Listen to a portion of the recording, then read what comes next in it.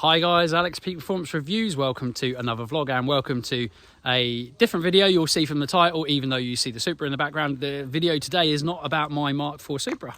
Over 1,000 horsepower, may I add, just if you're finding this and you're a Range Rover person.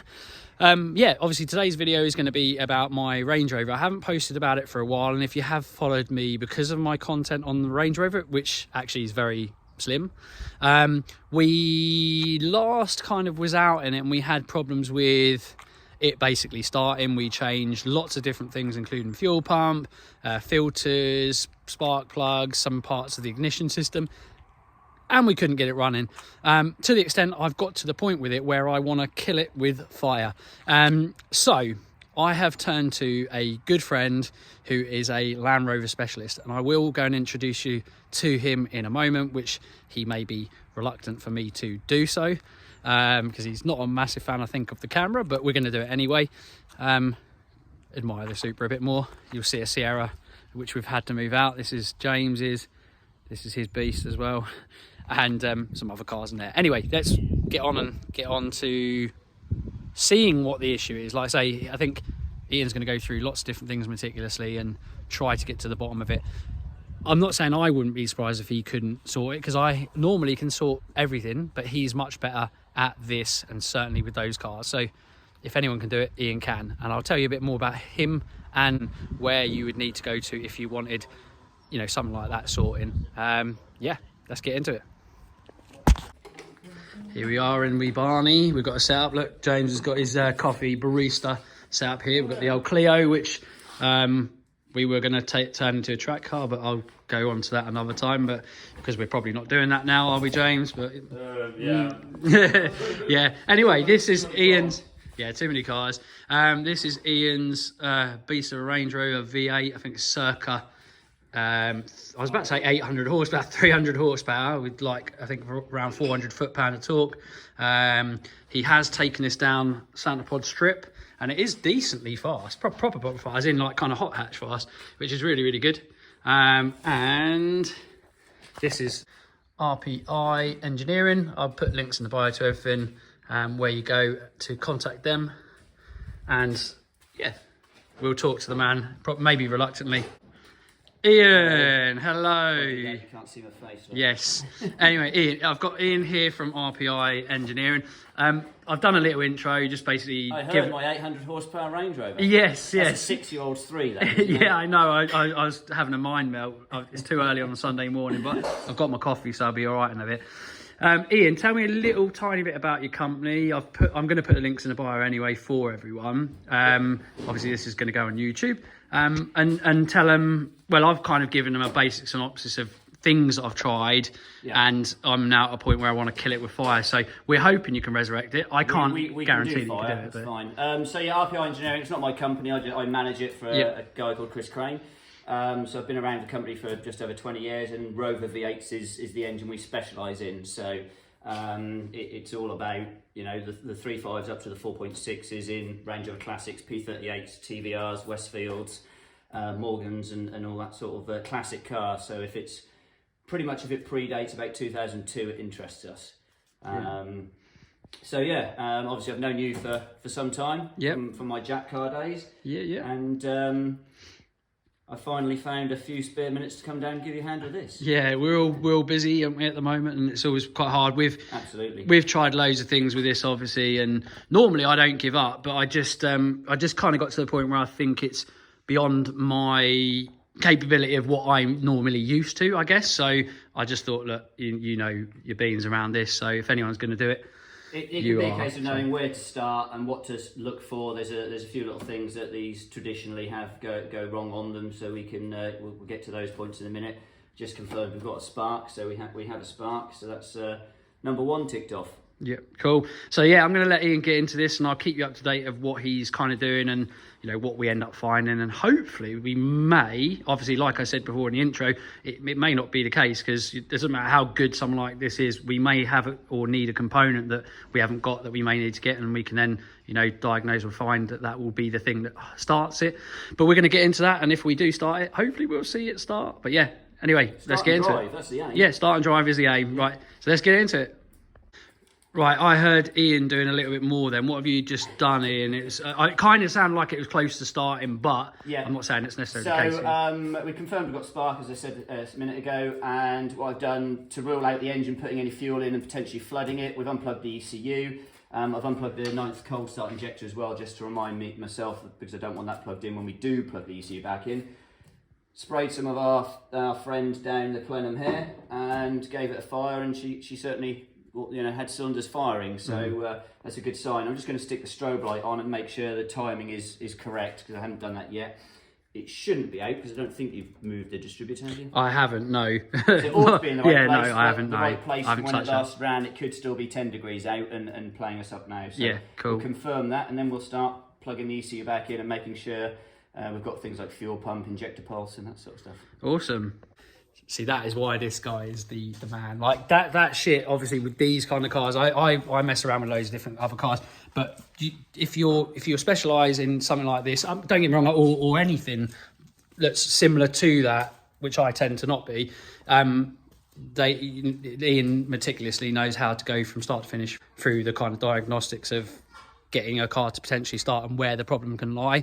Whereas I'm, you know, trained in many respects of different things, but I'm not quite the same as Ian on that front, so that's awesome. So got the right person for the job. It sounds like we could get to the bottom of this, fingers crossed.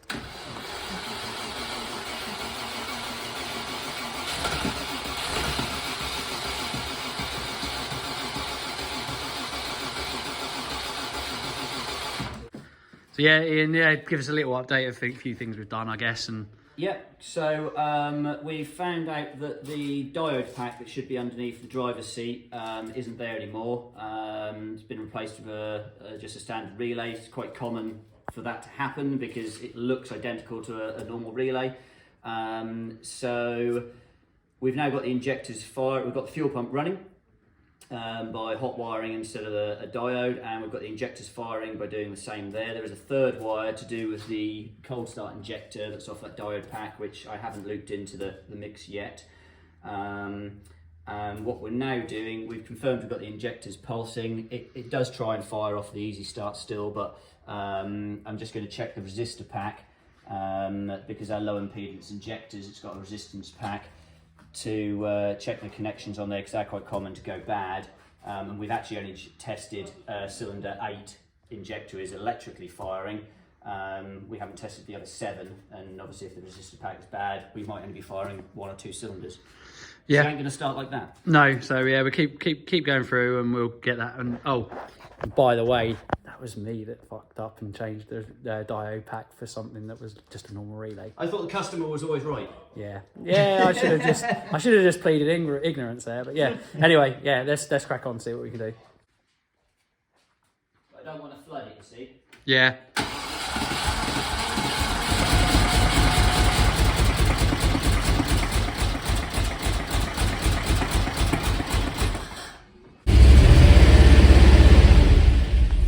Oil lights gone off.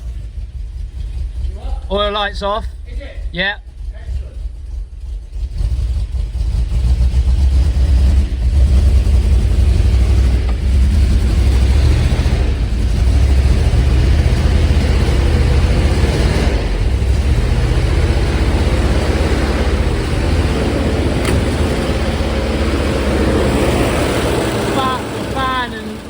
Is it the radiator and the fan light is on? Is it like the coolant level? Cool, yeah.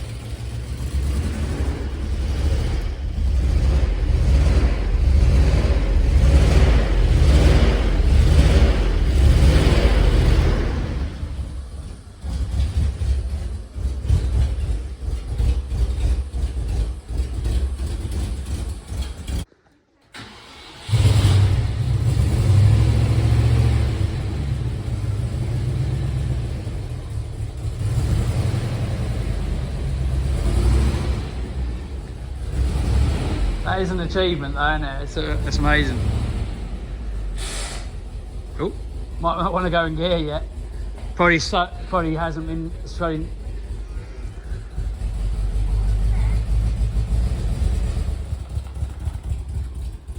Yeah, you're good. You go. Yeah, that's it. And then yeah, more lock.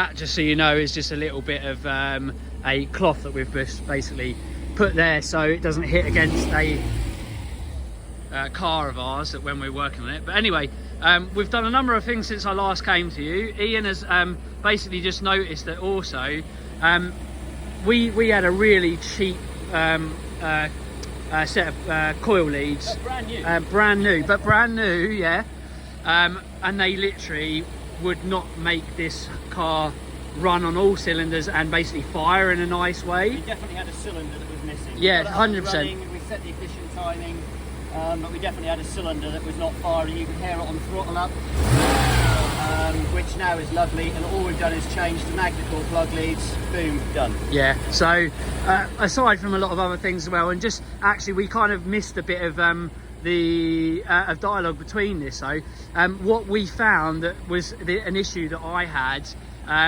was that actually the fuel pump, again a Brit part fuel pump that was made for this car, it was actually running in reverse, and you can't really get the plug in the wrong way. It can only go in one way, but it was basically running the pump in reverse. So we had to basically, it was the fault of the actual wiring on the actual pump that was wrong. So Ian rewired it in a certain way, and we could then test where and well, fuel basically getting through to the end of the rail. It was doing that then, so we then knew it had fuel. We put good fuel in it, and yeah, we had to try a fair few other things, and it's now got to the point where we've checked a lot of things, and it just needed some really good ignition coils. We've also changed, or Ian also changed, what else did you change?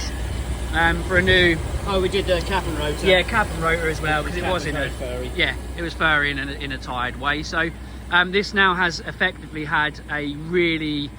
it should have a much better bill of life, because it's had a lot of new components on it: fuel pump, fuel filter, lots of other stuff, oil change, oil filter change, air filter change, and obviously Ian's done a lot of good work on this as well. Again, this is why when you do have a car like this, you have to typically take it, or it's better to take it to a specialist like RPI Engineering. Again, links in the bio, because you could take it somewhere else and they could take a lot longer to fault find and find an issue with this specific car, because the problems that this car has had are sometimes very specific to this kind of car, including lots of other things that Ian has checked and understood way better than I would ever understand for this car.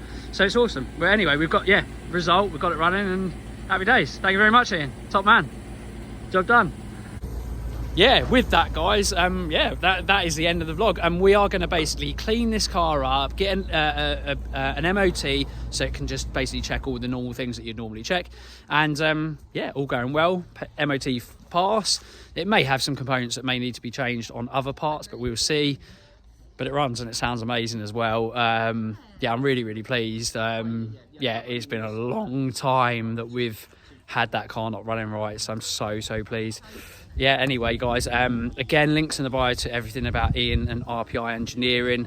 I'll probably do another vlog of the MOT and hopefully this cleaned up, because poor thing needs a hell of a clean, and we're going to give it a nice clean, make it sparkle, MOT, fingers crossed pass, and then go from there. But anyway, I hope you enjoyed the content today. As always, like, share, comment and subscribe. See you again in the next one. Bye for now.